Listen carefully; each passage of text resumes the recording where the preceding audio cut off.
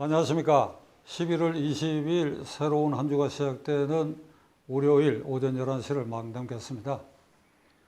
지난 17일 한동훈 법무장관이 대구에 출장을 갔습니다. 공무 출장을 가서 저녁 7시 열차로 상경할 계획이었는데 그 7시 직전에 동대구역에 도착했을 때 깜짝 놀랄 현상이 벌어졌습니다. 한동훈 장관을 알아본 많은 사람들이 그를 둘러싸고 같이 사진을 찍기를 원하고 또 사인을 원하고 하는, 이게 현장이 북새통이 되니까 어느덧 줄이 서게 됐어요. 줄을 쭉 서게 됐어요.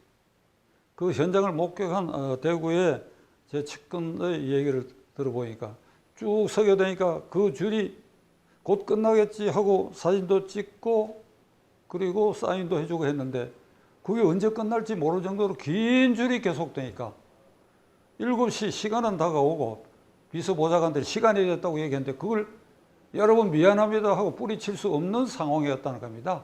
줄도 서고 주변도 꽉 포위하듯이 되어 있으니까 그렇게 10시까지 그러한 현상이 벌어졌다. 한동훈 법무장관이 이번 총선거에 여당의 지휘부에 참가할 수밖에 없는 것은 이날 그걸 확인한 것입니다.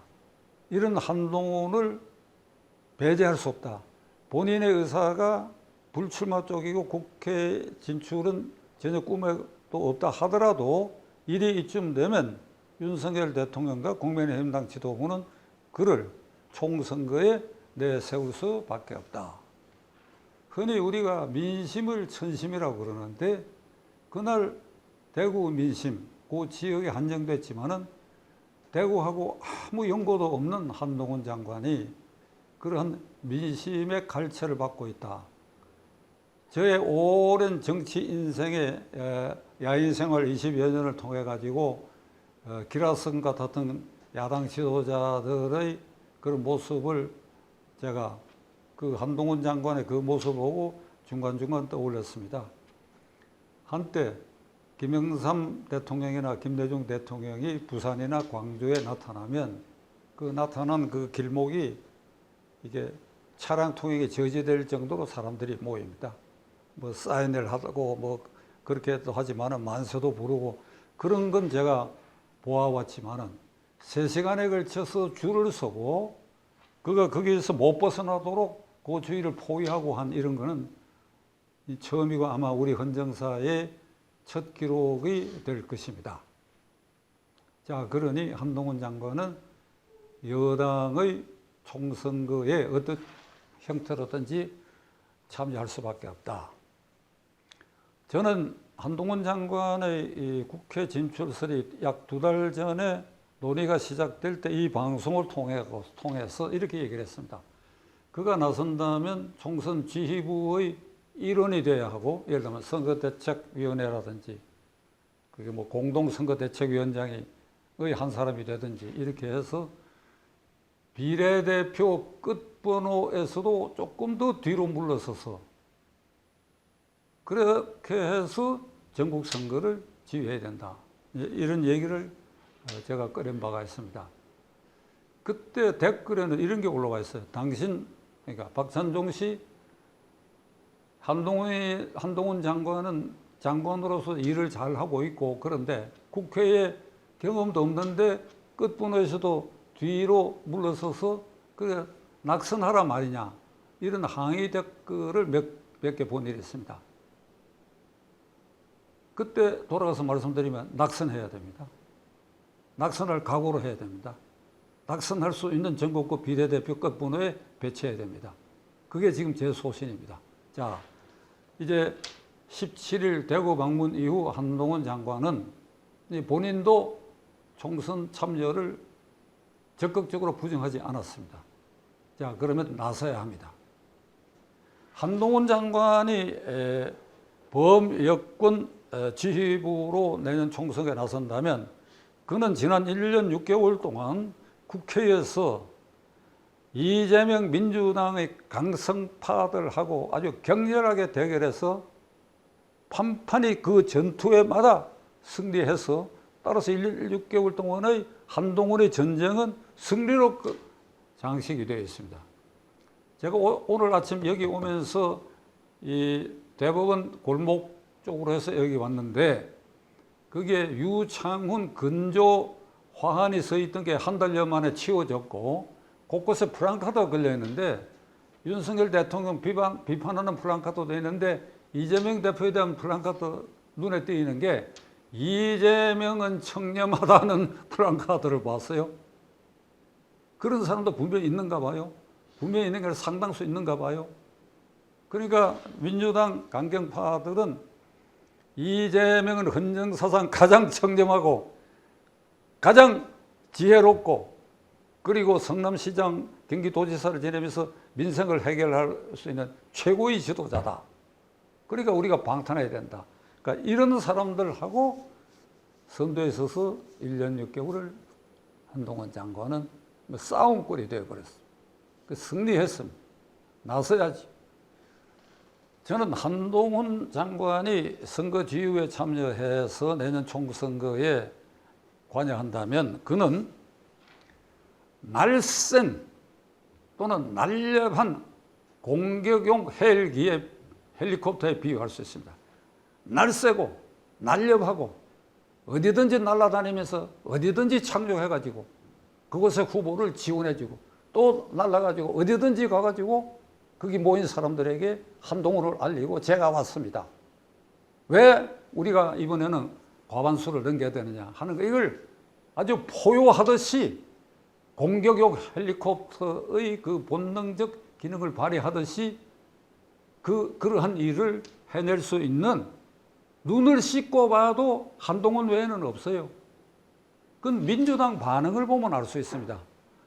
11월 17일 대구 방문 이후에 민주당의 대변인이나 그 강경파들이 쏟아내고 있는 발언은 뭘 얘기하는지는 모르겠지만은 좌우간 이거 기분 나쁘고 언짢다 이런 식입니다.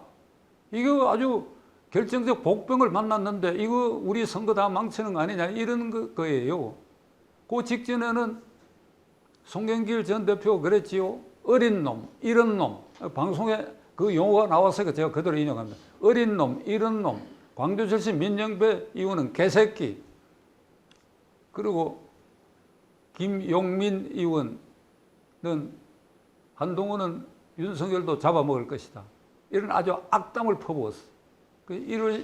지난 17일 대구 방문 이후에는 강경파들은 약간 잠잠한데 이거 어찌할 줄 모르는 그런 반응들이 있다고요. 그것만큼 공격용 헬기로서의 그 위험, 그리고 민주당으로서는 우리가 공격당할 결정적 타를 먹일 수 있는 공격용 헬기구나 하는 걸 느끼고 있는 것이 분명한데, 여기에 한동훈 장관은 보답해야 되고 윤석열 대통령과 국민의힘당 지도부는 마땅히 그를 총선 선거대책본부에 그를 투입해야 할 것입니다. 오늘 아침 종편 어디 뉴스에 자 이제 한동훈 장관이 국회의원 선거에 투입된다, 나선다. 그러면 지역구냐 비례용이냐 뭐 이렇게 나옵니다. 비례대표로 나가야 된다고 최초로 얘기한 게 접니다. 지역구, 왜 지역구에 나갑니까? 험지, 한동훈에게는 수도권 험지가 없어요. 장담컨대 아무데나 나가도 돼. 장담합니다. 저의 오랜 정치 경험, 10여 차례 이상 저와 제 가까운 사람들이 선거를 현장에서 지켜보고 지휘한 사람으로서, 또 한때 김영삼 대통령 시절에 15대 국회의원 선거에 선거대책위원장으로서 해본 그 경험에 비추어 봤을 때 한동훈 아무데나 나가도 돼. 아무데나 나가도 돼.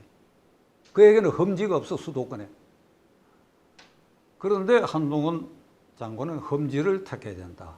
그건 뭐냐? 비례대표 당선꽃 바깥. 그게 험지다.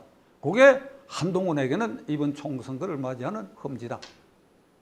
가령 뭐 비례대표제가 지금 국회에서 논의되고 있는데 어떻든 제가 국민의힘당이 20번까지 가능하다면 22, 3번에 배치하라는 겁니다. 그게 2달 전에 제가 그 얘기를 했을 때 저 사람 미쳤나? 그럼 떨어지라고 하는 것이냐 이랬는데 그래요. 떨어질 각오로 희생하는 겁니다. 한동훈 장관은 헌신하는 것은 공격용 헬기로 전국을 돌아다니면서 헌신하고 그리고 희생하는 것은 비례대표 당선이 될까 말까 한데 배치돼서 스스로를 희생하는 것입니다. 선거 결과 안 됐다? 안 될 리가 없어. 안 될 리가 없어. 20번까지 됐는데 한동훈을 22번이나 23번에 배치해 23번까지 되게 돼 있어. 혹시 안 된다? 안 돼도 상관이 없어. 안 돼도 그 전체 선거 분위기를 떠올려가지고 수도권에서 아니 민주당이 119석이고 서울, 경기, 인천에 국민의힘당이 18석이라는 게 말이 됩니까 이게? 서울이 49개 중에 국민의힘당이 9개고 민주당이 40개야. 여기에 공격용 헬기가 투입되면 과반이 훌쩍 넘어가. 그랬는데 비례대표에 본인은 안 됐다. 상관없어요. 상관없어요 그게. 이 경우에 비례대표 끝분에 배치돼가지고 한동훈 후보가 당선이 안 됐다. 영광이에요 영광. 그것 때문에 그런 헌신과 희생 때문에 수도권에 과반수 이상 넘어간다고 한다면 한동훈 장관은 그런 희생을 마다해서는 안 되리라고 저는 감히 말씀드립니다. 윤석열 대통령과 용산의 참모들, 김기현 대표와 국민의힘당 지도부와 국회의원 여러분들이 지금 제가 이 말씀드리는 거 사례를 하나 참고해서 연구해 보시기 바랍니다. 96년 15대 국회의원 선거입니다. 벌써 세월이 28년이 흘렀습니다. 그때 김영삼 대통령은 임기 3년을 끝내고 4년 차에 들어섰을 때예요. 윤석열 대통령은 임기 2년을 끝내고 이제 내년 선거를 맞이하는 꼴이 되는데 그런데 김영삼 정권에 대한 피로도도 있을 법한데 그때 지금 제가 말씀드린 이런 방법으로 선대위원장을 맡았던 한 분이 비례대표 당선 가능한 18번에서 훨씬 뒤로 21번으로 배치돼 가지고 그리고 다니면서 저까지 당선되기 위해서는 우리 당 후보를 열렬히 지지해달라 이런 호소를 했는데 그게 먹혀 들어갔다고 하는 평가가 있습니다. 그 서울시에 어찌 됐냐 47개 중에 27개를 그 당시 여당이 획득하게 됐다. 수도권도 그 비례로 과반수를 획득하게 됐다. 이 사례를 한번 상고해 보실 것을 여러분들에게 권고히 말씀드립니다. 지금 한동훈 장관 얘기를 앞세워서 했습니다만은 윤석열 대통령과 그 측근 참모들 그리고 김기현 대표로 상징되는 국민의힘당 국회의원들 그리고 다선 의원들, 중진 의원들 뭐 그 속에는 이준석이가 명명한 뭐 윤핵관들도 끼어 있고 그런데 그 여러분들이 우선 내년 4월 10일 선거를 어떤 개념으로 받아들이느냐 하는 데 대한 이 공동의 합의를 아직 이끌어내지 못한 상태다. 무슨 말이냐? 내년 선거는 태평성대의 선거가 아니다. 그러니까 해당 지역구에 이게 인심을 쌓은 사람이 그렇게 해서 거기 계속 나와서 5선이 되든 6선이 되든 7선이 되든 좋다. 뭐 그렇게 평안한 시대다 한다고 한다면 그 선거구를 지키게 하고 그렇게 하는 게 아름다울 수도 있는데 내년 선거는 위기, 국민의힘당 윤석열 대통령 입장에서 보면 위기, 절체절명의 선거입니다. 과반 획득이 안 되면 불행한 사태가 온다. 지금 보고 있잖아요. 이재명 일당들이 하고 있는 이 국회에 윤석열 후보를 뽑아는 놨지만 곳곳에 막히는 걸 우리가 보아왔지 않습니까? 제가 이 방송을 통해서 윤석열 대통령을 너무 옹호한다라고 지적하는 제 친구들도 있어요. 제 측근들도 있어요. 그런데 저는 이렇게 대답합니다. 나 옹호하는 거 아니다. 우리는 작년 3월 5일 선거에 종북 주사파 친김정은 세력을 차단시키기 위한 도구로 윤석열을 선택했는데 이걸 세워놨더니 이 사람이 국회에 가로막혀가지고 허우적거리고 있다. 그걸 보고도 윤석열을 위해서 내년에 국회의원 총선거에는 국민의힘당이 과반수를 넘어야 되겠다는 이런 호소를 내가 중도에 포기할 수 없다. 그래서 오늘도 한동훈에 대해서 이렇게 얘기하는 것이다. 누군가가 희생 헌신하는 사람이 돋보이게 나와야 되고, 그리고 그 전체가 내년 선거가 이런 절체절명이라고 하는 공동인식을 가져야 됩니다. 이 공동인식을 안 갖고 있어. 안 갖고 있으니까 내 선거를 지키겠다. 깨놓고 얘기하죠. 장제원 의원 같은 경우는 내가 왜 서울 가느냐? 난 서울 절대로 안 간다. 이래 버립니다. 그러니까 그 말도 그렇게 하면 안 되죠. 그 말을. 그러니까 뭐 생각해 보겠다고 하기 싫으면 저는 제 갈 길을 그냥 갑니다. 이렇게 하는 게 낫지. 나는 서울 안 간다 이거야. 나는. 내 선거구에 언제든지 당선될 수 있다. 그럼 조용히 무소속으로 나가라 이거야. 그러니까 여러분들이 몸담고 있는 국민의힘당의 당적을 가진 국회의원과 당직자들, 그리고 대통령실의 대통령을 비롯한 측근 참모들의 개념은 내년 선거는 태평성대의 선거가 아니고 전쟁이다. 무슨 전쟁이냐? 종북 주사파, 그리고 도덕적으로 타락하고 폭력을 일삼는 이재명 일당과의 전쟁이다. 이 전쟁에 과반수 획득하지 않으면 큰일 난다. 여기에 공통인식을 가진다면 내 것만 자꾸 나서서, 그런데도 나는 반드시 공천되고 반드시 국회의원 나가야 되고 반드시 당선돼야 된다? 이걸 좀 감추라 이 말이야. 좀 감춰, 그런 생각이 있어도. 그러니까 이런 데 대한 공동인식이 없어. 그래서 저는 한동훈 장관이 나선다면 헌신하고 희생, 비례대표 당선권 바깥에 배치해서 모범을 보이라, 이런 뜻입니다. 이쯤에서 오늘 결론 내리겠습니다. 지켜보겠습니다.